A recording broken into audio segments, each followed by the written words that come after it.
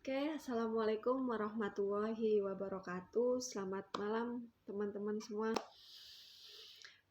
Oke, di minggu kelima ini saya mau sharing tentang resiko kredit. Yang kita ketahui bukan hanya perusahaan untuk mencari modal menggunakan kredit, tetapi konsumen atau orang masyarakat luas di sini pun ketika untuk mempunyai rumah pasti menggunakan dengan jenis kredit.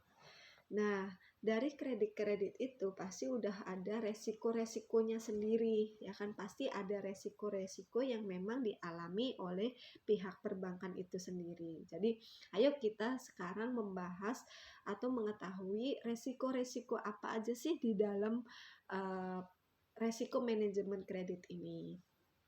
Jadi, resiko kredit ini tidak hanya resiko yang memang diakibatkan oleh transaksi kredit aja, tetapi banyak hal lainnya yang bisa menyebabkan suatu resiko itu terjadi.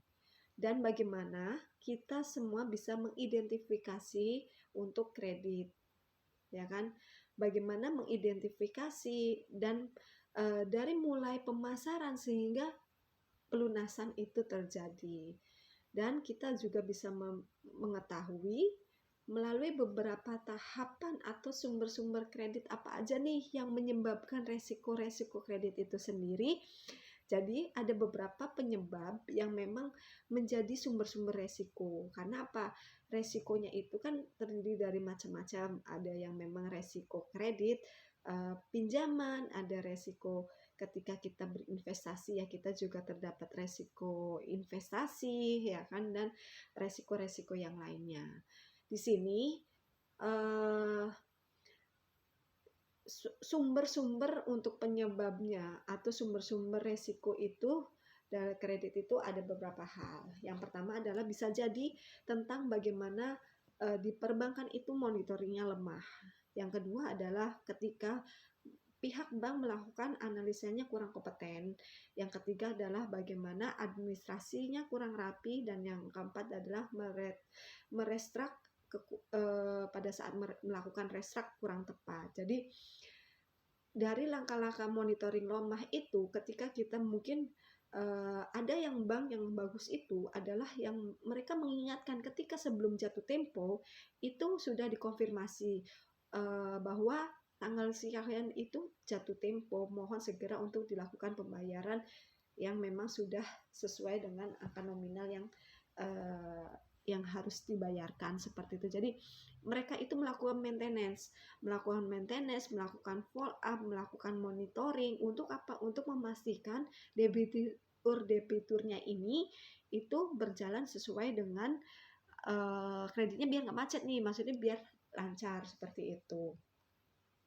Di mana penentuan-penentuan ini pastikan mereka atau bank itu mengacu pada penentuan kebijakan. Nah, penentuan kebijakan ini ditentukan oleh top manajemen di sana, dan bagaimana prosedurnya itu yang baik membantu dalam proses pengelolaan kredit itu sendiri.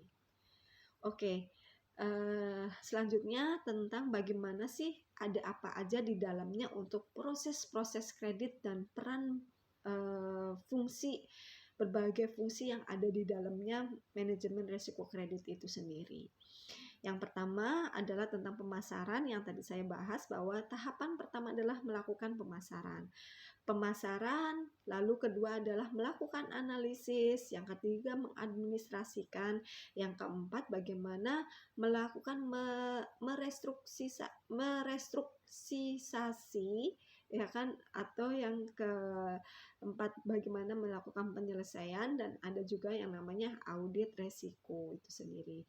Jadi peranan dan fungsinya itu kita harus ketahui. Misalkan nih peranan analis otomatis, kita juga tahu bahwa dia itu bagian yang menentukan besar kecilnya tentang resiko kredit itu sendiri. Dan ketika dengan bagian yang mengadministrasikan atau bagian administrasi, pasti kita ketahui bahwa dia itu yang paling berperan atau berfungsi sebagai orang yang benar-benar mengamankan barang-barang yang menjadi agunannya, bagaimana melakukan pengikatan eh, prosesnya itu sesuai atau tidak, pengamanannya benar atau enggak gitu kan dalam memanage kredit. Dan ketika ada audit itu otomatis audit resiko ini memastikan semua prosedur dan kebijakannya itu dijalankan. Nah, apa saja sih peranan yang harus kita tahu? Yaitu tadi hal yang memang dari fungsinya masing-masing kita tahu, dari proses pemasaran, analis, administrasi, lalu restruk ya kan, lalu menyelesaikan atau pelunasan itu sendiri. Nah, terdapat beberapa jenis-jenis kredit. Nah, jenis kredit ini ternyata ditentukan oleh ketentuan internasional yang disebut dengan metode Basel, yaitu lembaga independen yang memang menginformasikan atau mengemukakan bahwa itu dengan dua metode yang dilakukan, yaitu metode standar dan yang kedua adalah metode internal. Nah, metode standar ini adalah yang memang paling banyak digunakan oleh bank-bank Indonesia. Yang kedua tentang metode internal rating, yang kita ketahui bahwa metode rating ini yang memang sering biasa dilakukan penentuan rating nih tentang debitur ya kan. Contohnya yang sekarang dijalankan adalah PT Raja Sukses Propertindo. Kita mendapatkan untuk rating platinum. Otomatis rating itu bukan hanya ditentukan oleh pihak bank aja, ternyata ada digunakan oleh metode atau memang yang digunakan dengan Basel itu tersebut, tim lembaga independen luar. Jadi bagaimana bisa mengkategorikan merating nasabah-nasabahnya berdasarkan penilaian-penilaian dari pihak luar tersebut. Nah, kita tahu nggak bagaimana perbedaannya yang memang manajemen resiko ini? Contoh-contohnya adalah kita antara pembelian rumah KPR dengan pembelian atau penggunaan kartu kredit.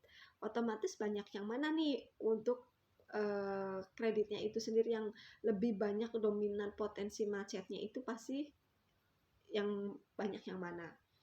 Otomatis jawabannya adalah kartu kredit. Nah, dari kartu kredit itu biasanya apa? Biasanya kan orang lebih banyak macet karena apa? Karena mereka tidak melakukan atau tidak adanya agunan. Tidak ada agunan sehingga potensi resikonya itu lebih besar dibanding dengan untuk kredit rumah. Karena apa? Contoh dari segi bunga aja. Dari segi bunga untuk rumah itu 9%. 9% ini per tahun.